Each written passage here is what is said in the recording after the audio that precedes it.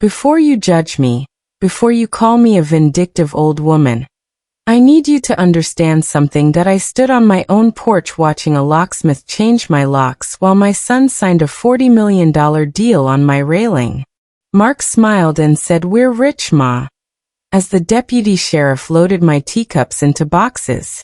3 days later, he'd be on his knees begging, because the paper hidden in my purse, the one he'd forgotten about, meant he couldn't touch a single penny without me. Please tell me something in the comments section. Where are you watching this story from? And take a moment to like and subscribe to the channel, because every day there's a real story that will shake your heart. My name is Ruth Whitaker. I'm 86 years old, and I've lived on this land since Eisenhower was president. That afternoon, I said nothing. I just walked past them all with my deed clutched tight, heading for the road as those new locks clicked behind me. But what they didn't know, what none of them could have imagined, was that the grandmother they'd just thrown out like garbage was the only person who could save Mark's entire deal. Because sometimes the things you discard are the only things that can rescue you.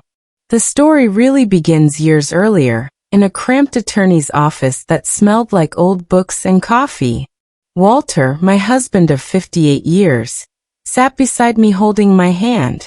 His grip was weak from the cancer, but his mind was sharp as ever. The lawyer read his will slowly, making sure we understood every word. Ruth retains a life estate in the farmhouse and orchard. The remaining interest passes to Mark upon her death. Mark, who was 43 then, nodded like a grateful boy. He hugged me afterward and promised he'd never let anything happen to our family home. The attorney slid a certified copy across the desk to me. "Mrs. Whitaker, this is important. No one can move you from this property while you live. Not even Mark. This protects you completely." I folded it carefully and put it in my purse. Walter squeezed my hand one more time. He died 6 weeks later in our bedroom, looking out at the apple trees he'd planted when Mark was born. That paper stayed in my purse for 9 years. I carried it everywhere without thinking about it, like carrying a photograph of someone you love. I never imagined I'd actually need it to defend myself against my own son. Fast forward to 1 week before the locksmith showed up. I was in my kitchen making chicken soup when Mark walked in without knocking. He dropped a glossy folder on my checkered tablecloth. 70 acres, $40 million, Ma. Redwood Ridge Development needs access through our lane. We'll all be set for life. His wife Megan stood in the doorway, quiet and uncomfortable. Vivian, Megan's mother, called from the porch. "It's really a mercy for everyone, Ruth. You won't have to worry about upkeep anymore." I asked for time to read the documents. Mark waved his hand. "It's just formalities, Ma. Trust me." That phrase made something cold settle in my stomach. Trust me. The same thing he'd said when he needed money for his first failed business. The same thing he'd said when he borrowed my car and returned it with a cracked windshield. I told him I needed a few days. His smile tightened. "Sure, Ma. Take your time." But the next morning, my landline was dead. When I checked the thermostat, the heat was off too. I called the utility company. They said the account had been transferred by the property owner. I stood there in my cold kitchen, understanding everything. I woke up before dawn wearing my coat, because the house was freezing. The thermostat just blinked at me useless. I made coffee on my old camping stove and looked out the window. That's when I saw them. Survey stakes with bright orange flags stabbed through my vegetable garden like little knives. A crew with equipment was already measuring and marking. I walked outside in my slippers and asked the foreman what he was doing. He shrugged. "We were told the owner gave permission, ma'am. Just doing our job." I went back inside and wrote down every name I could see on the trucks. I wrote down the time and the date. I took photographs with my old flip phone. Then I smiled at the foreman until he looked away first, uncomfortable. Around noon, a courier slid a manila envelope under my front door. Inside was a notice. Closing scheduled. Friday 9 a.m. The occupant must vacate. Occupant. Not Ruth. Not Mrs. Whitaker. Not the woman who'd lived here for 64 years. Just an occupant, like I was a squatter in my own home. I sat at Walter's old desk and cried for exactly 5 minutes. Then I dried my eyes and started making phone calls. The county recorder's office was in a brick building downtown. I took the bus because Mark had borrowed my car 2 months ago and never returned it. The clerk behind the counter had silver hair and kind eyes. When I explained what I needed, she paused. Whitaker. Walter Whitaker. Her face softened. I remember your husband. He used to come in for hay permits every spring. Always bring me apples from your orchard. She disappeared into a back room and returned with a dusty file. She made a fresh certified copy of my life estate deed and stamped it with an official seal. Keep this on you at all times, she said, pressing it into my hands. Title companies don't guess, Mrs. Whitaker. They read legal documents. If your name is on a life estate, they can't close without dealing with you. I thanked her and carefully folded the paper into my purse. When I got home that evening, I found out Mark had changed the locks. My key didn't work anymore. My prescription pill bottles sat in a plastic grocery bag on the front stoop, along with a note. Ma, staying at the house complicates things. We found you a nice place. Mark. My own son had locked me out. I picked up my pills and started walking toward town. I ended up at the roadside inn, a budget motel near the highway. Marcy at the front desk took one look at me and didn't ask questions. She just slid me a key and a mug of lemon tea. Room 12 is quiet, honey. Take your time. I sat on the bed with its swirled bedspread and smoothed out my life estate deed. I read every word 3 times until my eyes blurred. Then I pulled out a scrap of paper from my wallet. Paula Denton. She was a retired county attorney Walter had trusted. I'd kept her number for years. I left her a voicemail, trying to keep my voice steady. On day 3 at the motel, someone pounded on my door so hard I thought it would break. I opened it to find Mark, unshaven and wild-eyed. Ma, please. The title company won't close without you signing off on your life estate. You're killing this deal. His voice cracked. His hands shook. I realized he'd already spent money he didn't have yet. He'd made promises. He'd signed contracts. And now I was the only thing standing between him and $40 million. For the first time in my life, I had real power over my son. It felt terrible and necessary at the same time. We stood in the motel parking lot. Hot tar smelled sharp in the summer air. Cicadas screamed from the trees. Mark pleaded with me, his voice breaking. It's just a signature, Ma. Just release your life estate. Please.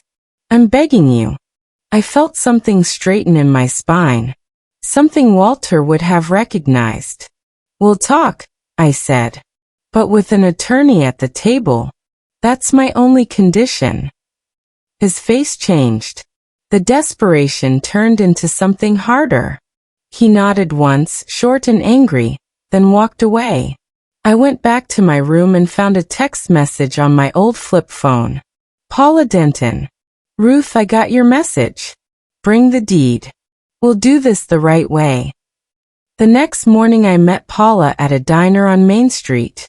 She was 70 now, retired but still sharp. We sat in a corner booth with 2 mugs of coffee and a yellow legal pad. Paula listened more than she talked, nodding as I explained everything. Then she started sketching out terms. A recorded carve-out. Your farmhouse and 5 acres, yours for life. A care trust funded at closing so you're financially secure. everything in writing, filed with the county. I looked at her. No vengeance, I said. Just safe and fair. Paula tapped her pen on the table. Exactly right. A man in a chambray shirt approached our booth. Excuse me. I'm Owen Leary. I represent Redwood Ridge Development. May I sit down? Paula and I exchanged a glance. She nodded. Owen slid into the booth across from us. He had a tired, honest face. Mrs. Whitaker, we need access to your property and a clean title. But we're not interested in fighting grandmothers. That's not who we are. Tell me what makes this livable for everyone. I liked him immediately. I explained what Paula had outlined. My homestead is protected. A trust for my care. Something for the community Walter loved. Owen frowned at a folder he'd brought. There's one problem. An old equipment loan line from 1972. If you have proof it's paid off, we can move forward. Without it, the title's clouded. My heart sank. 1972 was 53 years ago. How was I supposed to find a receipt from that long ago? Then I remembered. Walter kept everything. Every receipt, every paid bill, every piece of paper. He'd stored them in an old tin box. I just had to remember where. Give me 2 days, I told Owen. He nodded. 2 days, Mrs. Whitaker. Then we'll need answers. I remembered the storage unit Walter had rented years ago. We'd moved some of our old things there when we renovated the house. I took a taxi across town and found the unit. My key still worked. Inside, under stacks of old quilts and photo albums, I found Walter's tin box. My hands shook as I opened it. There were bundles of receipts tied with string, organized by year. And there, in the 1972 bundle, was a paper stamped, paid in full for a Case tractor loan. I held it up to the dim light and cried. Tucked beneath it was a note in Walter's blocky handwriting. If Mark ever forgets the map, remember, you're the compass. I folded that note into my sweater pocket and put the receipt in a protective sleeve. As I turned to leave, I found Vivian standing in the doorway. Her arms were crossed, her face hard. Sign the papers, Ruth. Stop being selfish. You're ruining your son's future. I walked toward her, and she actually stepped aside. I didn't say a word. I just walked past her into the bright afternoon sun. She called after me. You'll regret this. You'll die alone in that house. I kept walking. Some threats are so empty they don't deserve answers. Paula arranged a meeting at the bank. We gathered in a glass-walled conference room with uncomfortable chairs. Mark sat across from me with Megan on one side and Vivian on the other. Owen and his assistant were there too. Paula laid out our terms clearly. A lifetime homestead carve-out recorded immediately. A care trust funded at closing. A scholarship in Walter's name. Money to fix the town library roof. And a written apology from Mark. Owen nodded. Those terms are reasonable. Megan blinked back tears, staring at her hands. Vivian laughed, sharp and brittle. How adorable. The old woman wants an apology. Mark stared at the table for a long moment. Then he stood up. I can't apologize for choosing my family. He walked out, and the room fell silent. Megan looked at me, her eyes full of something I couldn't name. Maybe shame. Maybe relieved that someone was finally standing up to him. Vivian gathered her purse and followed Mark out. Owen sighed. Mrs. Whitaker, we still want this deal. Give me time to work on them. I nodded. Paula squeezed my hand. We left through a side door to avoid another confrontation. The next morning I took the bus back to my house. A yellow tag flapped on the porch post. Unsafe structure, do not occupy. A county truck idled at the end of the lane. Vivian's sedan was parked across the street. She was watching me. I called Paula from my cell phone. She called the building official, and within 2 hours we had a neutral engineer at the property. He walked through every room, checking foundations and beams. At 4 o'clock he pronounced the house completely sound. The county official removed the notice, looking embarrassed. Someone filed a false complaint, Mrs. Whitaker. I apologize for the inconvenience. That evening Owen sent me an email. We can honor the carve-out. The company lawyers are drafting documents. We'll need a spousal waiver signed by Megan confirming she agrees to the reduced sale area. I pictured Vivian's influence over Megan and felt worried. But I'd come this far. I had to keep going. I wrote back agreeing to the next meeting.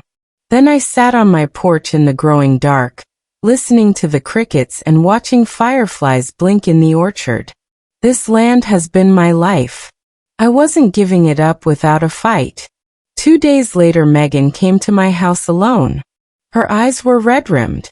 Please don't ruin this for Mark, she said quietly. I poured her tea and we sat at my kitchen table. Her phone buzzed. She glanced at it and I heard Vivian's voice leak out of the speaker. Get the old woman to sign. She's dead weight. Megan flinched like she'd been slapped. I reached across the table and covered her hand with mine. You can be better than her, I said. Megan started crying. She didn't say anything else, just cried into her tea. Outside, a sound started up. Beep, beep, beep. The warning signal of heavy machinery. I went to the window. A bulldozer was grading my lane, churning up mud and grass. They were starting work before the closing, before anything was final. I called Owen. They're grading my access road without permission. He cursed under his breath. That triggers penalty clauses, Mrs. Whitaker. Hold on. 20 minutes later Mark's truck skidded into my driveway. He jumped out, panicked. Make them stop, Ma. Please. The fines are piling up. I looked at him. Tomorrow morning, 9 o'clock. Bring Megan and Vivian. We talk like family, or we don't talk at all. The next morning I set 2 chairs on my porch. At 9 sharp, Mark's truck pulled up. Megan got out first, then Mark, then Vivian. I had a notepad and 3 mugs of coffee waiting. I read the terms again, slowly and clearly. The homestead carve-out. The trust. The scholarship. The library fund.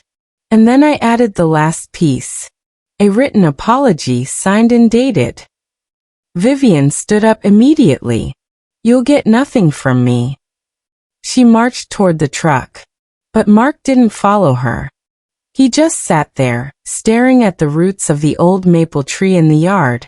Megan crumpled first. Ruth, I'm so sorry. For everything. For not standing up sooner. She meant it. I could hear it in her voice. Thank you, Megan. Mark still didn't speak.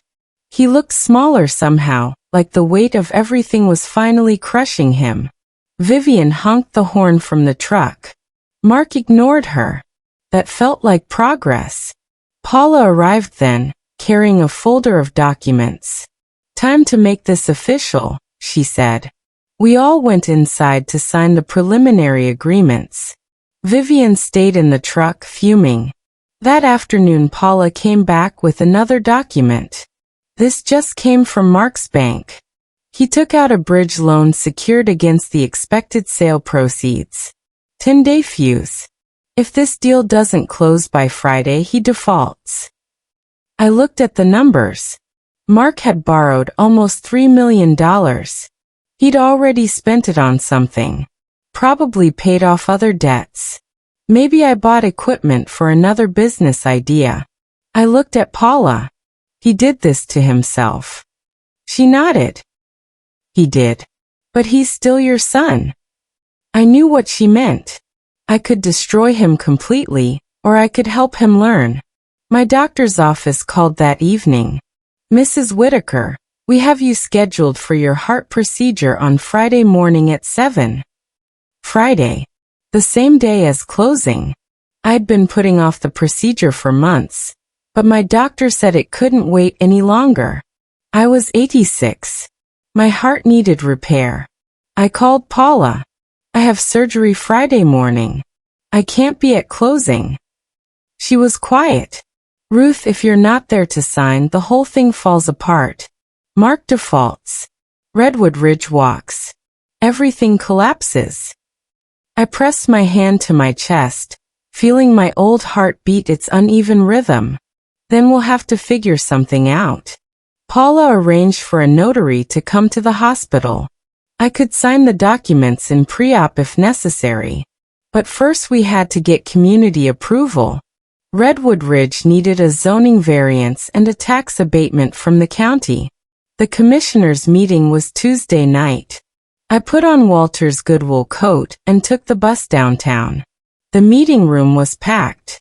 Owen presented the development plan. Jobs. Infrastructure. Tax revenue. Then the commissioners asked if anyone wanted to speak. I stood up, my knees shaking. My name is Ruth Whitaker. I've lived here since 1958.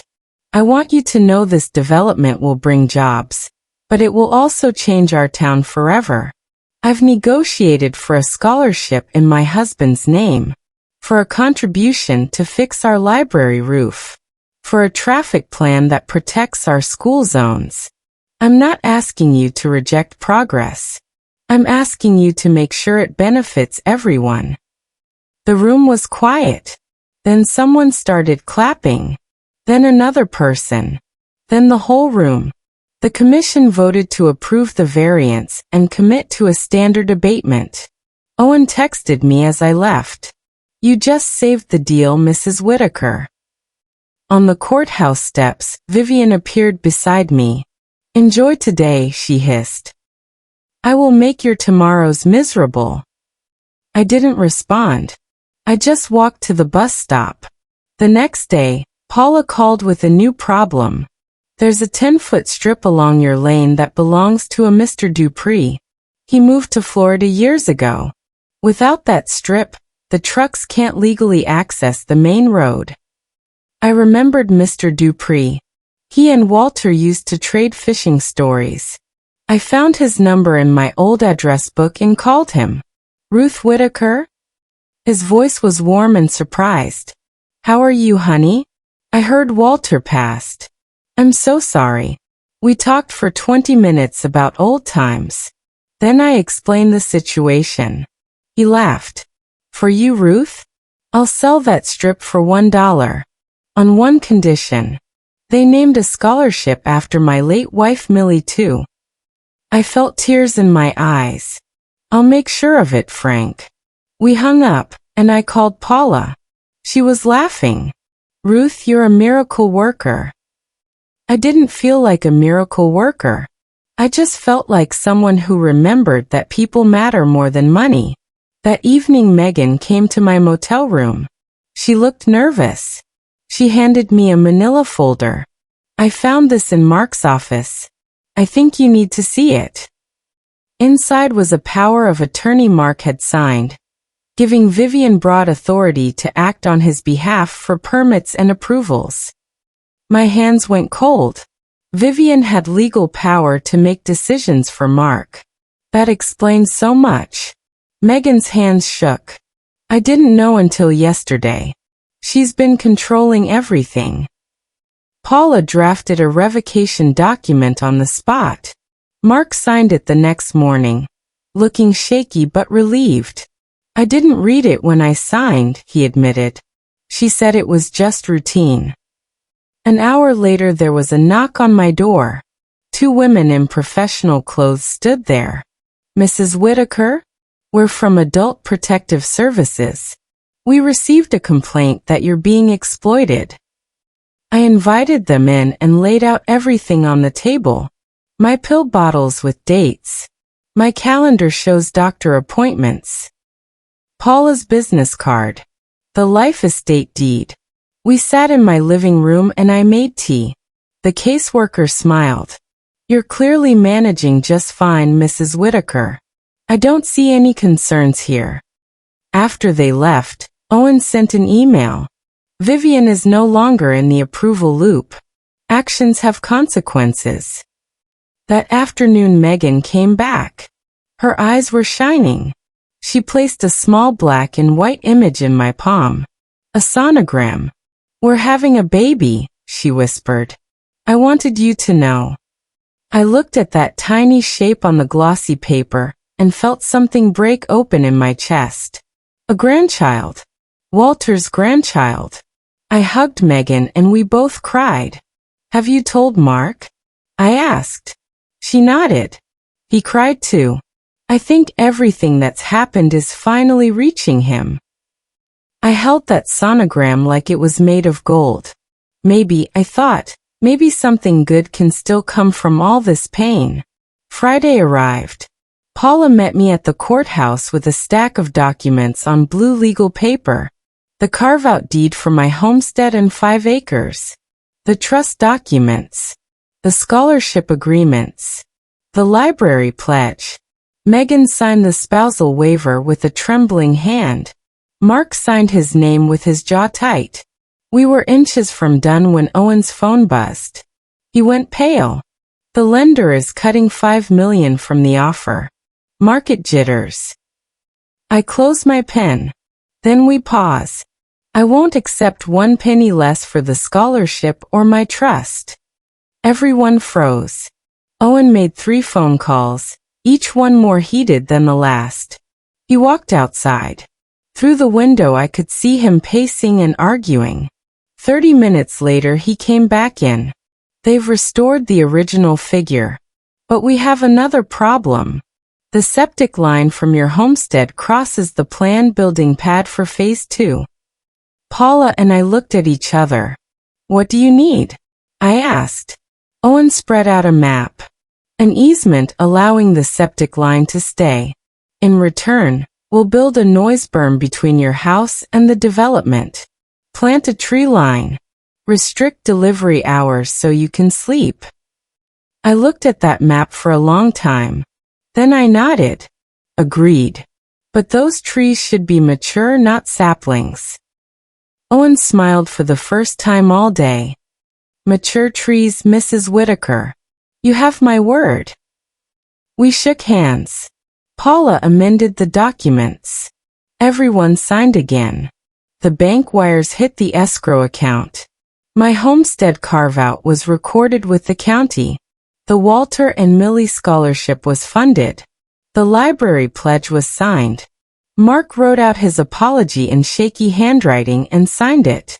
For the first time since this nightmare began, I took a full breath. Then Mark's phone rang. His face went gray. What? No.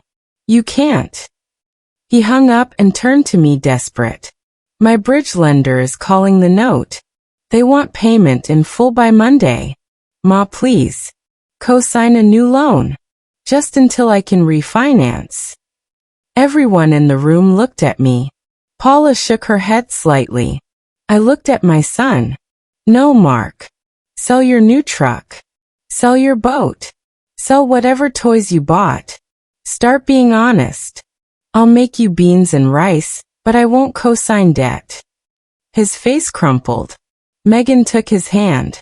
He nodded slowly, like a man waking up from a long nightmare.